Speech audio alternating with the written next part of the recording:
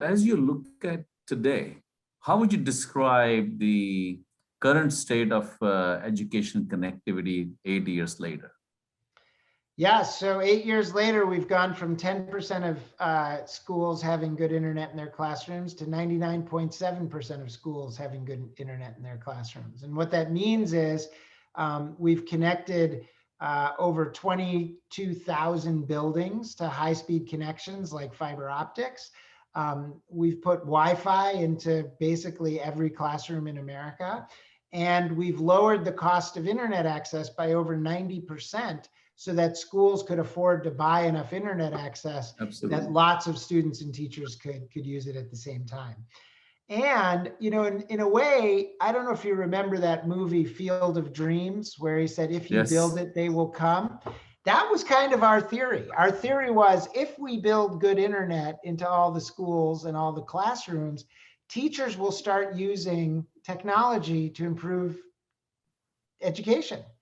And it turns out it worked. And today, 94% of schools prior to the pandemic were using digital learning in at least half their classrooms every week. And, you know, to me, that was incredible. And even more incredible is that almost 90% of teachers were at this point where they said, you know what, technology is making me better at my job and helping me improve teaching and learning. So I want to do more of it. And that was before the pandemic. And then once the pandemic hit, people were like, oh my gosh, it's so good that we made all the progress we made on connecting our schools so that people could start using technology, because now at least we have a running start for dealing with the issue of sending all of our kids home and having to learn remotely. You know, Evan, this is such a level playing field. When you have a strong internet, the access to information for students is basically keystroke away, right? And in some ways, the opportunities which unfold in front of them, not just learning opportunities, but opportunities for a future career, future profession, networking with others, networking with peers, even in this, within the school confinement, it's incredible. So in some ways, for their progress, that one connection becomes such an enabler.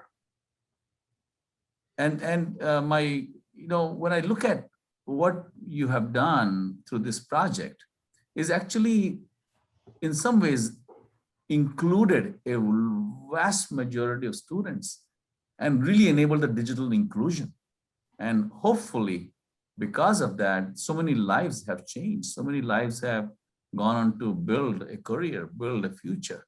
So tremendous, tremendous contribution. Yeah, we always thought of this as being the great leveler, right? As just as you say, it levels the playing field. It gives every student equal access to educational opportunity, no matter where they live. Because now, you know, if you're a kid in rural America who doesn't have a AP physics class, you can get an AP physics class. If you're living in, the inner city somewhere and don't have access to, museums and things, like, you can do field trips to museums, and the list goes on, and we can personalize. What we know is that students are more engaged in their learning when there's technology involved. We know that teachers have more information about the students so they can customize the learning for them.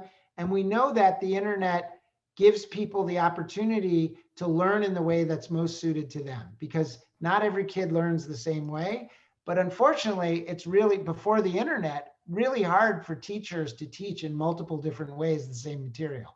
So the potential is incredible. We're already seeing the benefits of it. And, I just think, though, we're still in the early innings, and there's a lot more to come in terms of this really creating equal access to educational opportunities. Yes.